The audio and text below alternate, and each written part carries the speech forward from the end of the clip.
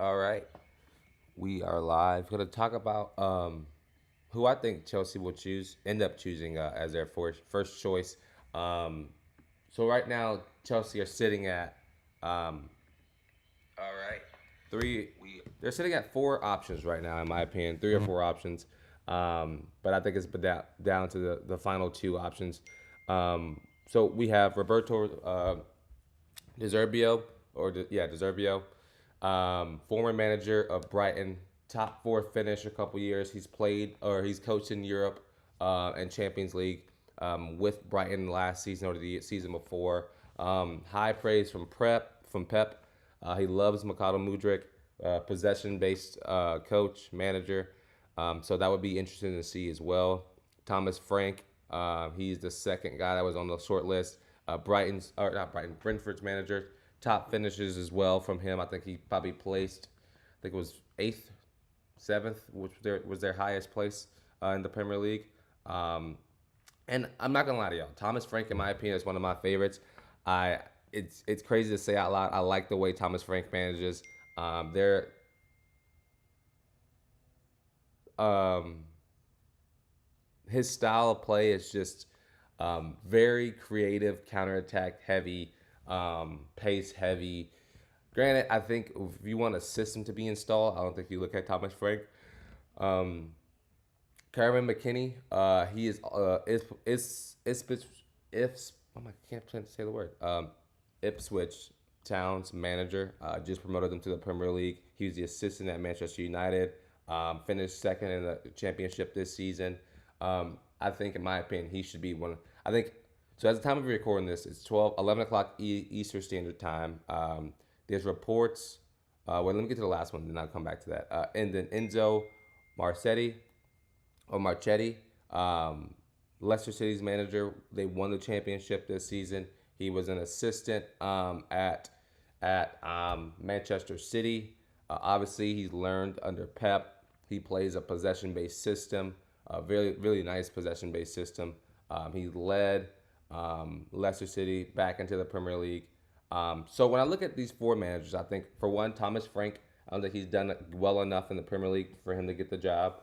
I think McKinney, he should not get the job as well, just based off of him formally just now getting introduced to the Premier League. I want Premier League, um, um, I guess, Premier League experience as Chelsea's manager. I would also say when I look at the last two, Roberto and Enzo, I think both of those guys have I think, rumored to be offered contracts. I don't know if anything's real about that or not.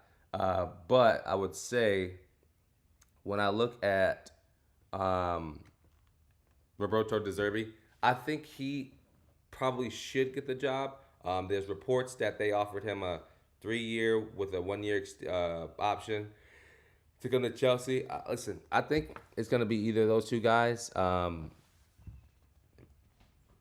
or Machete. To me, it's hard because even when I look at the sacking of Mauricio Pochettino, I take a step back and I look and see, like, if was that the right move at the right time.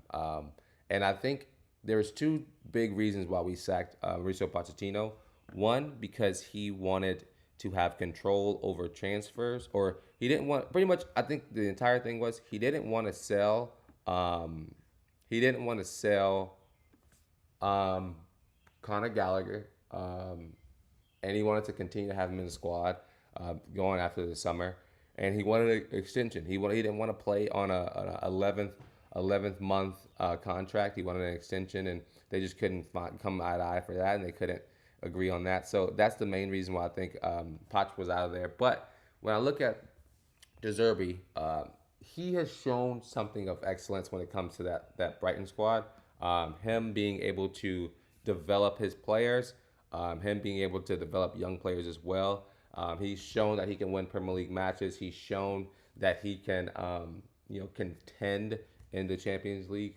But I would say the biggest thing when it comes to De Zerbi is that there's going to be a couple of those losses that Mauricio Pochettino took as well last season. There's going to be a couple of those losses where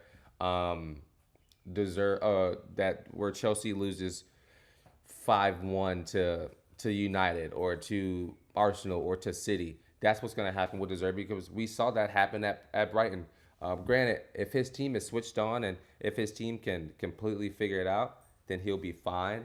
And we can contend. I think personally, this team can contend.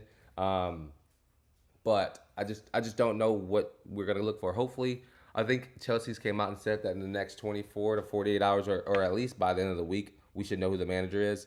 And that's all we can look for right now. But wanted to talk about Enzo Marches, Marchetti, Marchetta, something like that. I was looking up his, just looking at his resume last night, looking at everything about him as a manager, and trying to find some stuff to go off of. And I found that um, he's a very technical player. He wants everyone to know exactly what their job is. He is a very, very, very strong um, installer of possession base in his team. His teams don't rush anything, and they are very fluid to watch. He took a pretty scrappy second team for Leicester last season to beat was it Brentford, somebody in the Premier League last year, and that was great to look at as well. So I think when I look at Enzo, I see there's a lot of questionability just because he's never coached in the Premier League. I know he's an assistant under Pep Guardiola, but um, who knows? Who knows? And he was at Parma, in an Italian team before, and I think there was 24% like win rate, which isn't the best, but we're not going to base everything off of that. But man, like when I look at this team and I look at all the things that we have to deal with, we have to really figure it out as a club. We have to really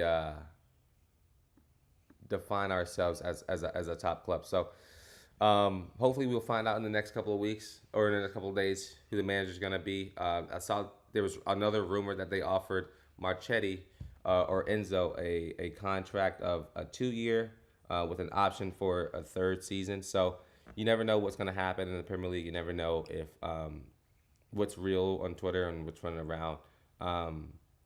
But some interesting things that whoever the manager is going to have to come into.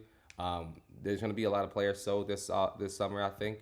The likes of Kepa, probably Roberto Sanchez, Raheem Sterling, Ben Chilwell could be on his way out as well.